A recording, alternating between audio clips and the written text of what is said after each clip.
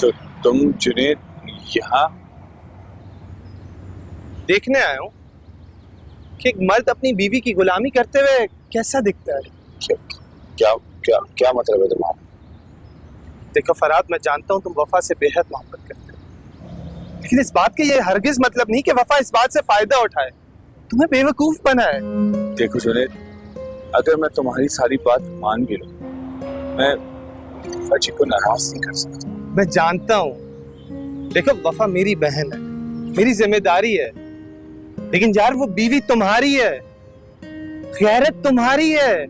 तुम जानते हो कि बचपन से लेकर आज तक मैंने वफा जी की किसी बात से इनकार नहीं किया, क्योंकि मैं वफा जी से बहुत प्यार करता हूँ। तो फिर करते रहो प्यार, लेकिन एक बात मेरी कान खोल के सुन लो, तुम कल से वफा को लेने नहीं जाओगे।